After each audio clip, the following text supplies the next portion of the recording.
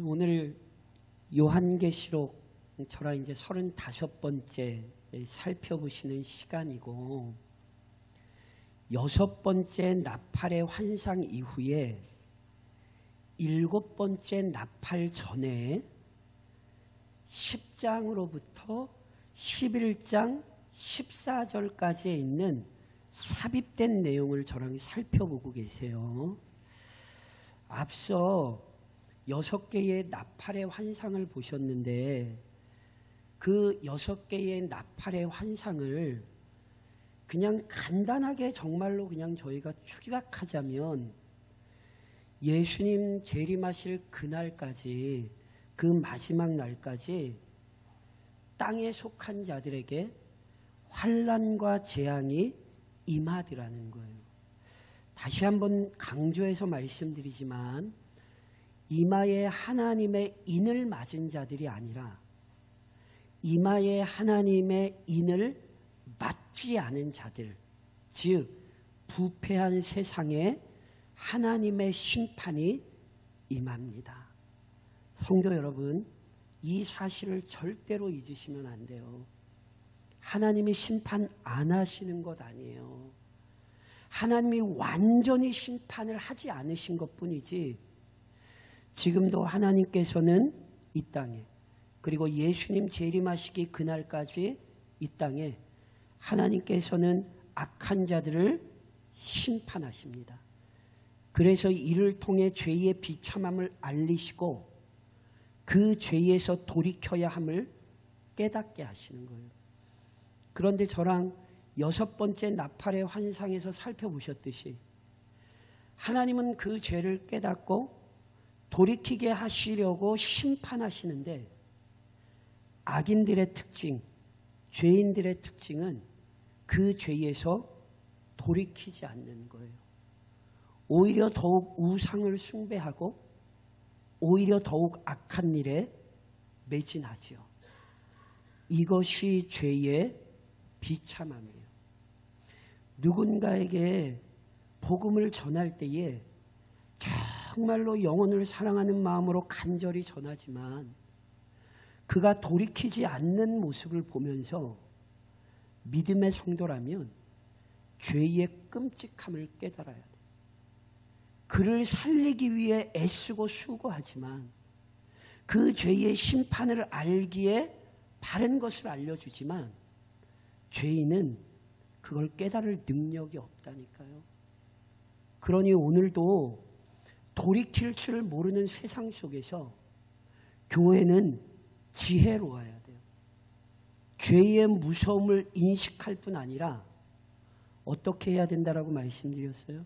지난 시간에 저랑 말씀 적용하셨죠? 그리스도를 묵상하는 것이 능력이에요. 그래서 10장에 이 환상이 나온다는 걸 잊으시면 안 돼요. 돌이키지 않는 세상에서 그 죄의 유혹을 물리치고 실족하지 않고 믿음을 지키려면 우리는 믿음의 주여 온전하게 하시는 이인 예수를 바라보며 그분을 끊임없이 묵상해야 돼요.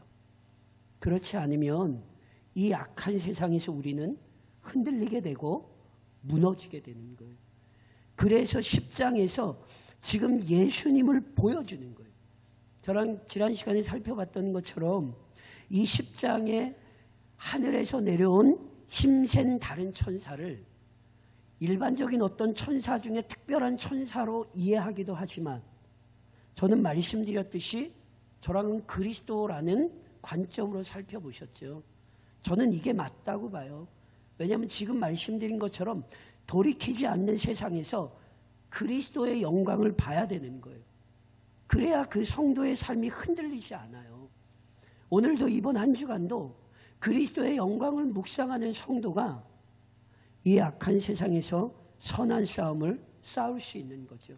그래서 그리스도를 보이시는 거예요. 게다가 더 나아가 그 그리스도를 보는 성도들로서, 교회로서 해야 할 일이 있는 거예요.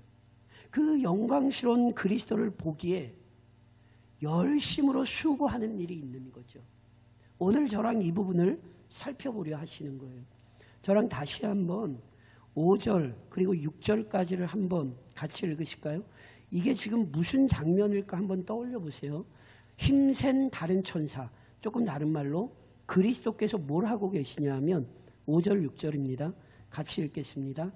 내가 본 바 바다와 땅을 밟고 서 있는 천사가 하늘을 향하여 오른손을 들고 세세토록 살아계신 이 곧 하늘과 그 가운데에 있는 물건이며 땅과 그 가운데에 있는 물건이며 바다와 그 가운데에 있는 물건을 창조하신 이를 가리켜 맹세하여 이르되 지체하지 아니하리니. 자 보세요. 10장 1절부터 하늘에서 내려온 힘센 다른 천사, 조금 바꿔서 우리 주 예수 그리스도의 영광을 보여주는데 5절에 보니까 하늘과 땅을 밟고 서 있는 우리 주님께서, 하늘과 땅 온 세상을 다스리시는 우리 주님께서 하늘을 향하여 뭘 들고 계세요? 오른손을 들고 계세요. 아침에 저랑 보셨죠? 오른손을 왜 들었죠? 맹세, 서약하는 거예요. 지금 우리 주님께서 하늘을 향하여 하나님 앞에서 서약하시는 거예요. 6절에는 뭐라고 되어 있어요? 그래서 세세토록 살아계시니 누굽니까? 하나님, 곧 하늘과 그 가운데 있는 물건이며 땅과 그 가운데 있는 물건이며 바다와 그 가운데 있는 물건을 창조하시니 누구예요? 성부 하나님. 하나님을 향하여 오른손을 들고 그 위대하신 하나님을 향하여 가리켜 뭐 하세요? 맹세하시죠. 그러니까 보세요. 이건 단순히 예수님께서 성자가 성부를 향하여 단순히 맹세하는 게 아니라 조금 바꿔서 얘기하면 우리 주님께서 온 세상을 향하여 하나님의 이름으로 선포하시는 거예요.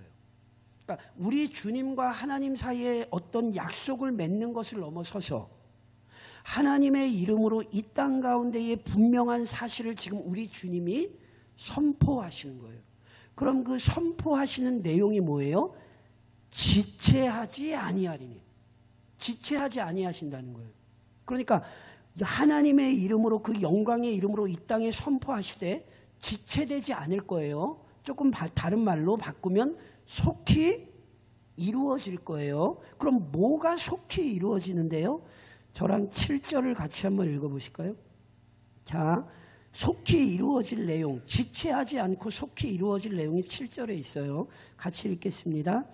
일곱째 천사가 소리내는 날 그의 나팔을 불려고 할 때에 하나님이 그의 종 선지자들에게 전하신 복음과 같이 하나님의 그 비밀이 이루어지리라 하더라. 자, 하늘에서 내려온 힘센 다른 천사, 우리 주 예수 그리스도께서 하나님의 이름으로 온 땅을 향하여 선포하시는데 그 선포하시는 내용은 지체하지 않고 속히 이루어진다는 거예요.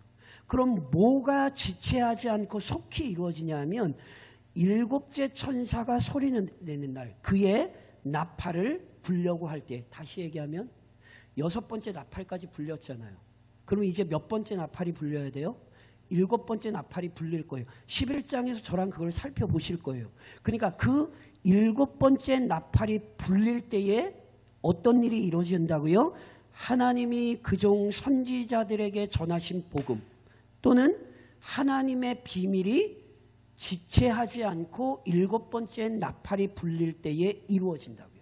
자, 앞서도 저랑 살펴보셨어요. 제가 분명히 무슨 얘기 드렸냐면 첫 번째부터 6째 인이 떨어지고 마지막 7번째 인이 떨어지는 것은 예수 그리스도의 재림과 직접적으로 연관된 내용이다 말씀드렸죠. 마찬가지예요.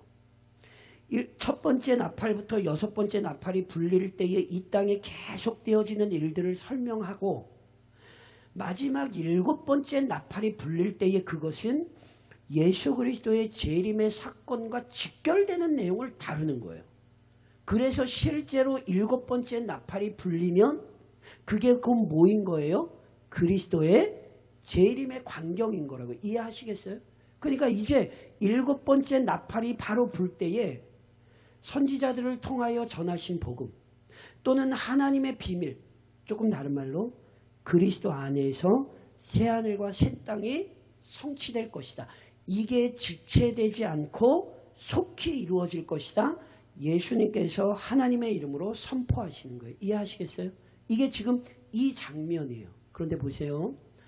우리 주님께서 지체하지 않고 속히 이루어질 일을 조금 다른 말로 그리스도 안에서 성취될 새하늘과 새 땅에 대한 약속을 오늘 본문에서 2가지로 표현하셨단 말이에요. 우선 하나님께서 그의 종 선지자들에게 전하신 복음, 그리고 또 하나 하나님의 비밀, 이렇게 표현된 거예요. 그러니까 그리스도께서 이 땅에 재림하사 새하늘과 새 땅을 펼치시는 사건은 먼저는 하나님께서 그의 종 선지자들에게 전하신 복음이에요. 조금 쉽게 설명드릴까요? 예수님이 재림하사 새하늘과 새 땅을 펼쳐내실 것을 이미 누가 예언했어요? 수많은 예언자들이, 선지자들이 예언했어요. 그럼 이렇게 물을 수 있어요. 선지자들이 어떻게 그 일을 예언할 수 있죠? 이해하시겠어요? 아니 어떻게 선지자들이 뭘 알고 예수님의 재림과 함께 이루어질 새하늘과 새 땅을 선지자들이 예언할 수 있냔 말이에요. 선지자들이 대단해서 예언한 게 아니죠. 누가 그 입을 여신 거예요? 하나님께서 선지자들의 입에 말씀을 주셔서 그들이 그 일을 선포한 거잖아요. 그러니까 지금 하나님께서 선지자들을 통하여 주신 복음이라는 걸 우리에게 지금 뭘 확인시키는 거냐면 그렇게 그 모든 일들을 알리실 수 있는 이유는 하나님께서 선지자들을 통하여 그 모든 일들을 선포하실 수 있는 이유는 하나님께서 역사의 주인이시기 때문에 그렇다는 거예요. 하나님께서 인류 역사를 다루고 계시기 때문에 인류의 역사는 우연히 이루어지는 게 아니라 하나님의 뜻대로 진행되고 완성되는 거예요. 이것이 기독교 역사관이에요. 그리고 앞서도 저랑 계속 이 사건을 살펴보셨어요. 자, 요한계시록의 본문이 되는 요한계시록 4장으로부터 16장까지 해서 제가 제일 중요한 게 뭐라고 말씀을 드렸냐면 4장 5장이라고 말씀을 드렸어요. 4장 5장에서 저랑 뭘 살펴보셨죠? 하늘 보자. 4장 5장에서 하늘 보자를 받고 그 하늘 보자에서 계획되고 선포된 대로 7장으로부터 7개의 인이 떼지고 7개의 나팔이 불리고 7개의 진노의 대접의 잔이 쏟아 부어지는 거라니까요. 그러니까 4장 5장에서의 사건이 없으면 나머지 모든 사건은 일어나지 않는 거예요. 그래서 오늘도 그리스도인들은 뭘 분명히 기억해야 하냐면 역사는 하나님 손에 달려 있어요. 지금도 이 역사를 이끌어 가시는 분은 하나님이세요. 그래서 앞서도 계속 말씀드렸잖아요. 지금도 이 땅에서 일어나는 모든 일들을 보면서 그리스도인들은 누구를 기억해야 되냐면 역사의 주인이신 하나님을 기억하셔야 된다니까요. 쉽게 다시 한번 설명드려요. 이 땅에 일어나는 전쟁을 보며 하나님께서 그것을 허락하신 이유를 기억하셔야 되는 거예요. 죄와 죄의 비참함을 알리고 지금도 하나님께로 돌이키게 하시는 하나님의 음성을 기억해야 되고 그리고 그 날이 속히 이루어질 것을 기억하며 어떤 사람들이 돼야 된다고요? 그 메시지를 증언하며 전하는 사람들이 돼야 되는 거죠. 하나님께서 작정하신 때에 인류의 역사가 끝난다는 사실을 기억하고 오늘도 그 믿음으로 한날을 그리고 일생을 살아가는 사람들. 이게 지금 하나님께서 선지자들을 통하여 전하신 복음이라는 구절이 우리에게 가르치는 거예요. 동시에 그리스도 안에서 이루어지는 새하늘과 새 땅은 하나님의 비밀이에요. 하나님의 비밀. 자, 제가 여쭤볼게요. 하나님의 비밀이래요. 하나님이 감추신 거예요. 그러면 하나님이 감추셨으니까 우리가 압니까 모릅니까? 지난 시간에 저는 어떤 걸 한번 보셨냐면 예수님께서 말씀하셔서 7 우레의 소리가 발할 때 요한 선생님이 그걸 기록하려고 그랬어요. 그랬더니 다시 하늘에서 어떤 소리가 들렸어요? 임봉하고 기록하지 말라. 그래서 그걸 기록합니까? 안 합니까? 기록 안 하죠. 그래서 하나님의 뜻 가운데에 우리가 알 수 없는 신비로운 뜻이 있어요. 억울한 거 아니에요. 하나님의 뜻이 우리에게 밝히 드러나는 것도 있고 하나님의 주권 속에서 하나님이 가리우시는 것이 있기에 우리는 하나님의 주권을 믿고 사는 사람들이지 그걸 다 알고 사는 사람들이 아니에요. 우리는 하나님께서 알리신 하나님의 뜻을 이해하고 그 뜻에 순종하며 살면 되는 거예요. 그런데 제가 다시 한번 여쭤볼게요. 그러면 하나님의 비밀을 우리가 압니까? 모릅니까? 모른다고 답변하시려고 그러시죠. 그러시면 안 돼요. 여기 비밀이라는 단어는 그 단어가 아니에요. 여기 지금 하나님의 비밀이라고 할 때 이 비밀은 두 가지 전혀 다른 의미가 있어요. 감추어진 자에게는 이게 비밀이에요. 그런데 이 비밀을 열어 보이신 자들이 있어요. 그러면 이 비밀을 열어 보이신 자들에게는 이게 더 이상 비밀입니까? 아닙니까? 더 이상 비밀이 아니에요. 이 비밀이라는 단어는 성경에서 그렇게 사용되는 단어예요. 그래서 제가 예를 들어 드려요. 우리 주님께서 많은 사람들에게 천국의 비유를 가르치세요. 그런데 그러면서 우리 주님이 이사야서의 말씀을 인용하시며 뭐라고 말씀하시는지 아세요? 보기는 보아도 알지 못하고 듣기는 들어도 깨닫지 못하는 자들이 있어요. 그래서 너희는 이것을 보고 들음으로 너희는 복되도다. 이렇게 말씀하시죠. 이게 비밀이에요. 누군가는 그걸 알기 때문에 그 신비로운 사건과 역사들을 이해하며 사는 사람이 있고 누구에겐가는 그게 펼쳐지지 않아서 모르고 살아가는 거예요. 그리스도의 재림에 관한 내용은 하나님의 비밀이에요. 이것을 아는 자들은 그것을 기다리며 소망하며 살아요. 그러나 그것이 닫힌 자들이 있어요. 그래서 뭐해요? 시집가고 장가가고 먹고 마시며 살다가 노아의 홍수가 갑자기 임하여 심판받은 것처럼 그날 그들이 갑자기 심판받을 거라고요. 제가 말씀드렸죠. 먹고 마시고 시집가고 장가갔다는 게 잘못됐다는 얘기가 아니에요. 그게 다인 줄 알고 산다는 뜻이에요. 예수님이 재림하실 때가 있는데 그때에 대한 신비로운 지식이 없이 이 세상이 전부인 줄 알고 착각하며 살아가는 어리석은 인생이 있고 그때를 기다리며 살아가는 인생이 있다는 거죠. 그래서 오늘도 기억하셔야 된다니까요. 교회는 역사의 주관자이신 하나님에 대한 분명한 이해를 가지고 있을 뿐 아니라 그가 우리에게 밝히 펼쳐 보이신 이 진리를 확신하고 그리스도의 재림을 기다리며 살아가는 사람들이에요. 이것이 교회의 모습이라는 사실을 오늘 환상이 우리에게 설명하는 거죠. 그걸로 안 끝나요. 저랑 8절을 같이 한번 읽으실까요? 8절 같이 읽겠습니다. 하늘에서 나서 내게 들리던 음성이 또 내게 말하여 이르되 내가 가서 바다와 땅을 밟고 서 있는 천사의 손에 펴놓인 두루마리를 가지라 하기로. 자, 저랑 9절 10절까지 같이 읽으시래요. 제가 같이 설명하게 9절 10절까지 같이 시작.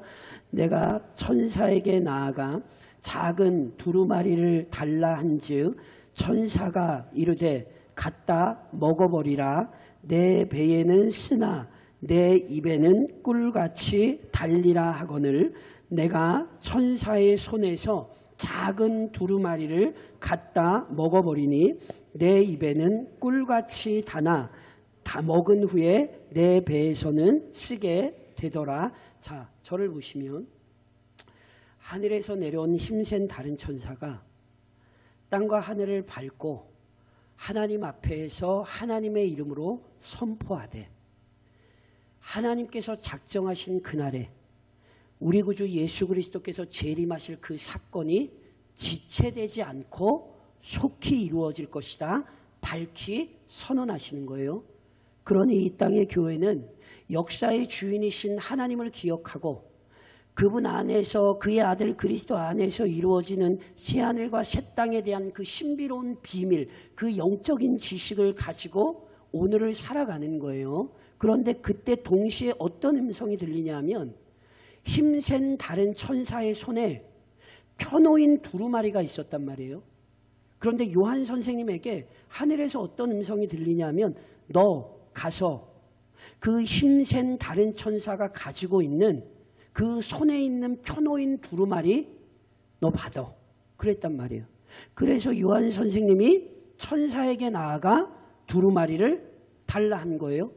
그랬더니 천사가 그 두루마리를 요한 선생님 손에 쥐어준 것이 아니라 천사가 요한에게 뭐라고 얘기했어요? 너 이거 먹어. 그러면 네 입에는 다나 내 배에는 쓸 거야. 말씀을 하셨어요. 그래서 요한이 뭐해요? 실제로 그 두루마리를 그냥 받은 게 아니라 그 두루마리를 갖다가 먹었어요. 그랬더니 내 입에는 꿀같이 다나 실제로 배에 쓰게 됐다는 거예요. 자, 성도 여러분, 오전에 저랑 뭐 하셨냐면 떡과 잔을 뭐 하셨어요? 떡과 잔을 뭐 하셨는지 기억이 없으세요? 떡과 잔을 뭐 하셨어요? 받으셨죠. 받았다는 얘기가 뭐죠? 먹으셨잖아요. 그 가지고 계신 분 계세요? 그러시면 안 돼요. 그 먹으셔야 돼요. 먹는다는 의미를 이해하셔야 돼요. 왜 우리가 그걸 받지 않고 왜 떡과 잔을 먹지요? 이스라엘 백성이 6월절 어린 양을 잡아 그 피를 문에 바르고 그 희생 제물 어린 양의 고기를 뭐 했지요? 먹었지요. 성경에서 먹는다는 것은 그 안에 담고 있는 모든 내용을 내가 믿음으로 받아들인다는 뜻이에요. 우리가 성찬식에서 떡과 잔을 받다 먹는다는 것은 예수님께서 나를 위하여 살을 찢으시고 피를 흘리신 것을 내가 믿습니다. 내가 확신합니다. 이 신앙의 고백, 신앙의 모습으로 그것을 받아 먹는 거라고요. 그러니까 보세요. 이 두루마리를 받아 먹었다. 이 두루마리의 내용을 믿고 이해하고 확신하는 사람이 되는 거예요. 이해하시겠어요? 그래서 손에 그냥 들고 있는 게 아니라 그걸 먹는 거예요. 이제 이 두루마리가 누구 거예요? 요한 것이 되는 거예요. 그것을 이해하고 믿고 받아들인 거란 말이에요. 그럼 보세요. 왜 그것을 요한이 믿고 의지하며 받아들여야 되냔 말이에요. 저랑 11절을 읽으세요. 자, 11절 같이 읽겠습니다. 11절 같이 시작. 그가 내게 말하기를 내가 많은 백성과 나라와 방언과 임금에게 다시 예언하여야 하리라 하더라. 자, 저를 보세요. 한번 답변 한번 해보시겠어요? 왜 받아 먹어야 되죠? 저랑 11절에서 읽으셨잖아요. 그렇죠? 왜 받아 먹어야 돼요? 그것을 왜 믿고 의지하고 확신해야 돼요? 그것을 믿고 의지하고 확신해야 뭐 할 수 있어요? 많은 백성과 나라와 방언과 임금에게 뭐 할 수 있어요? 예언, 가르칠 수 있어요. 그것도 다시 예언이에요. 앞서도 계속해서 기록하며 교회에게 선포하신 말씀이 있고 그게 다가 아니에요. 계속해서 보여주시는 것을 받아 먹으며 뭐 해야 되는 거예요? 계속해서 선포해야 되는 거예요. 그가 믿지 않고 이해하지 않고 받지 않으면 뭐 할 수 없어요? 선포할 수 없어요. 그래서 그걸 받아 먹게 하신 거예요. 이해하시겠어요? 이게 본 한상이에요. 그래서 저랑 보세요. 저를 좀 한번 따라 하시겠어요? 먹고 뭐라고요? 다시 따라 하세요. 먹고 전하자. 뭐라고요? 먹고 전하셔야 돼요. 자, 기억을 잘 떠올려 보세요. 지금 요한 선생님이 받은 펴놓인 두루마리 이거 원래 어디 있었던 건지 기억하세요? 앞서 저랑 4장에서 하나님의 보좌 앞에 하나님의 보좌에 하나님께서 계신데 그 하나님의 오른손에 봉인된 7개의 인이 쳐져 있는 두루마리가 있었죠. 그 두루마리를 펼칠 자가 없어서 요한 선생님이 크게 울 때에 24장로 중에 하나가 와서 울지 마라. 일찍 죽임당하신 어린 양이 그 봉인을 푸실 거라 얘기했죠. 실제로 하나님 손에 있던 봉인된 두루마리가 누구에게로 옮겨졌어요? 일찍 죽임당하신 그리스도에게로 옮겨졌고, 그리스도께서 그 두루마리를 받아 7개의 인을 하나씩 떼셨죠. 그래서 7개의 인을 떨어진 사건을 저랑 앞서 환상에서 보셨죠. 그래서 이미 설명드렸잖아요. 원래는 봉인된 두루마리였는데 우리 예수님께서 그걸 받으신 다음에 뭐 했어요? 7인을 뗐잖아요. 그래서 이제는 어떤 두루마리예요? 펴놓인 두루마리죠. 그 모든 내용을 우리 주님이 성취하시고 이루시는 거란 말이에요. 그리고 그 내용이 우리에게 밝히 드러났어요. 그래서 펴놓인 두루마리예요. 이걸 우리 주님이 가지고 계시단 말이에요. 그래서 힘센 다른 천사는 우리 주님이신 거예요. 그런데 그 펴놓인 두루마리를 요한 선생님이 나아가서 받은 거예요. 그런데 그냥 받아가지고 들고 있는 게 아니라 뭐 한 거예요? 받아 먹었죠. 왜요? 전해야 하니까. 하나님에게서, 성부에게서 성자에게로, 성자에게서 요한 선생님에게로 그것이 전하여져서 이제 그것이 선포되고 나타나야 하는 거예요. 보세요. 오늘 이 두루마리를 먹는 환상은 제가 눈이 말씀드리잖아요. 계시록은 새로운 내용이 아니라 3분의 2가 구약에 다 있어요. 성경에 보시면 먼저 두루마리를 받아먹은 사람이 있어요. 그게 누군지 아세요? 에스겔 선지자가 하나님께서 에스겔을 선지자로 세우실 때 특별히 파수꾼이 누군지 아시죠? 성은 모든 사람들에게 위험과 경고하는 사람이 누구예요? 파수꾼이잖아요. 하나님께서 에스겔을 파수꾼으로 세우시며 너 이 두루마리 받아먹어. 그래서 에스겔에게 먼저 두루마리를 먹이신다고요. 하나님의 말씀을 먹이신다고요. 그때 에스겔이 그 두루마리를 먹으니 그것이 입에 달더라. 이게 에스겔 3장에 있죠. 파수꾼으로서 에스겔이 하나님의 말씀을 받아먹었고 그래서 이제 그 하나님의 말씀을 전할 수 있는 거라고요. 똑같은 환상이에요. 요한 선생님이나 에스겔이 그 두루마리를 받아 먹었던 것은 전하기 위해서요. 그리고 이것이 오늘 교회의 모습이에요. 오늘 저랑 하나님의 말씀, 이 계시록의 말씀을 배우시죠. 왜 배우세요? 먹고 계신 거죠. 먹기 위해서가 아니라 지금 먹고 계신 거예요. 지금 안 듣고 계세요? 그러시면 드셔야 돼요.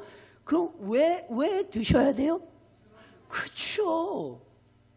이게 교회예요. 끊임없이 강단에서 하나님의 말씀이 선포되어야 하는 이유는 목사만 말씀을 전하는 사람이 아니에요.